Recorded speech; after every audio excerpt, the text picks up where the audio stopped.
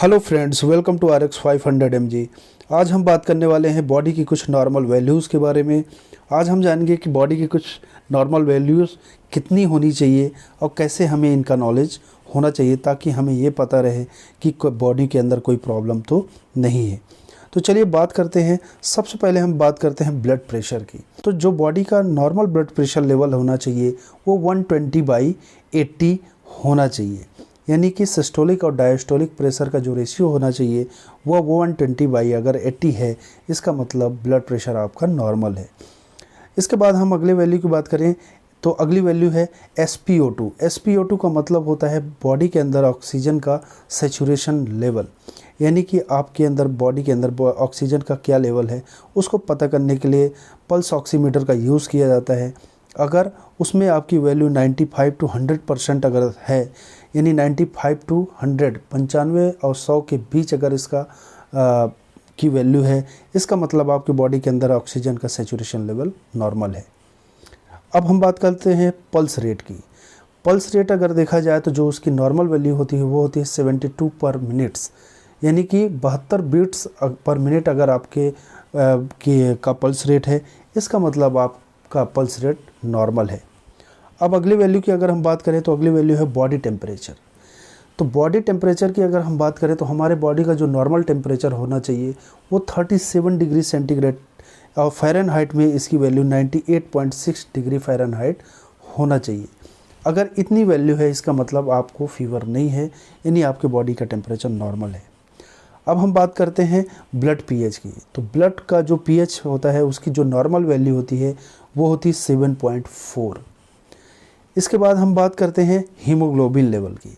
तो शरीर के अंदर ब्लड को मेज़र करने के लिए, ब्लड लेवल को मेज़र करने के लिए हीमोग्लोबिन का टेस्ट किया जाता है, जिससे ये पता चलता है कि बॉडी में कितना ब्लड है।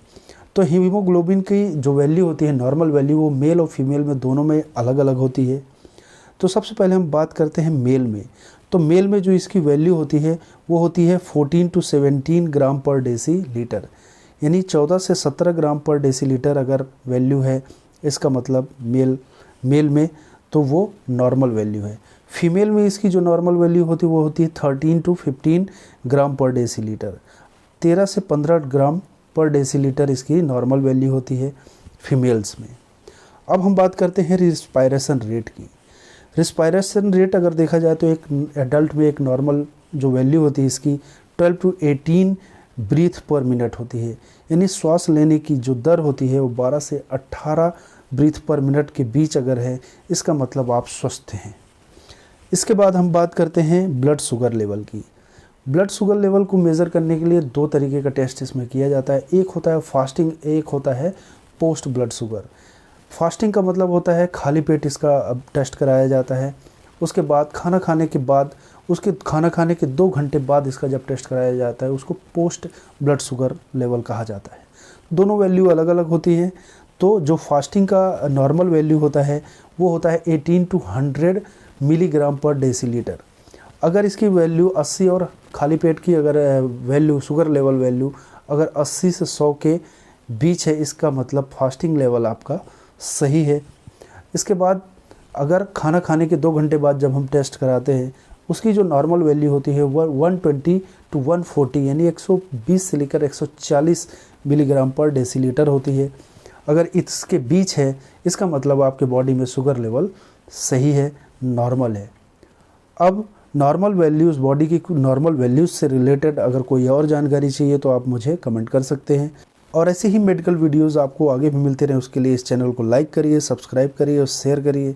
अब बेल आइकन को दबा दीजिए ताकि न्यू वीडियोस के नोटिफिकेशन आप तक आती रहे। Thank you.